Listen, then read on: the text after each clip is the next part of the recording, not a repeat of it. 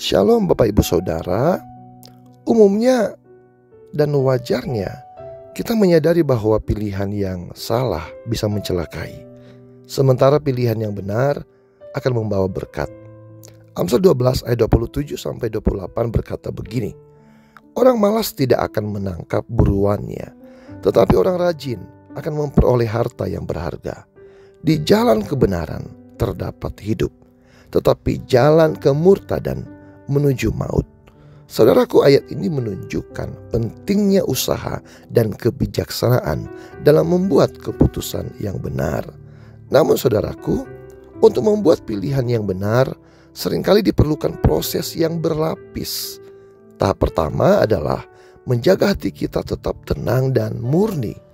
Ketika hati kita tidak tenang, kita cenderung mencari alasan untuk membenarkan keinginan kita, seperti membeli handphone baru sekalipun itu sebenarnya tidak diperlukan.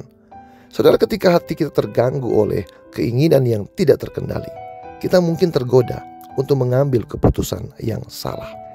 Nah, tahap kedua saudara adalah mengidentifikasi masalah yang sebenarnya. Seringkali kita tidak sepenuhnya memahami masalah yang sedang kita hadapi, sehingga membuat keputusan yang tepat itu menjadi sangat sulit. Oleh karena itu saudara, kita harus menggali lebih dalam untuk memahami akar permasalahan. Tahap ketiga adalah mengumpulkan informasi atau data yang relevan. Saudara, kita perlu memiliki gambaran yang jelas dan lengkap mengenai situasi sebelum kita mengambil keputusan. Informasi yang akurat dan lengkap itu sangat penting untuk mengevaluasi pilihan yang tersedia. Nah, baru setelah itu saudara, pertimbangkan dampak dan resiko dari setiap pilihan. Kita harus mempertimbangkan konsekuensi jangka pendek dan jangka panjang dari setiap alternatif yang ada. Dan saudara, ini membantu kita untuk melihat potensi keuntungan dan kerugian dari setiap keputusan. Tahap berikutnya adalah kita membuat beberapa alternatif keputusan dan tentunya memilih yang terbaik.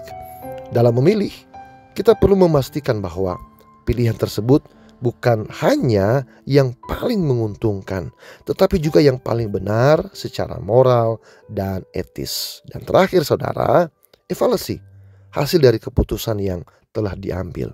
Ini akan membantu kita belajar dari pengalaman dan memperbaiki proses pengambilan keputusan di masa yang akan datang.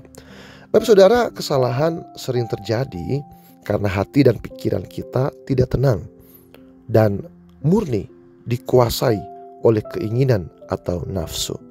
Oleh karena itu penting bagi kita untuk berdoa dan meminta pertolongan Tuhan agar kita dapat mengenali kondisi hati kita.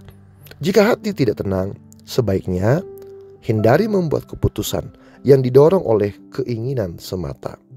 Mari saudara, kita selalu meminta tuntunan Tuhan agar setiap keputusan yang kita ambil berkenan di hadapan Tuhan. Tuhan Yesus memberkati. Shalom.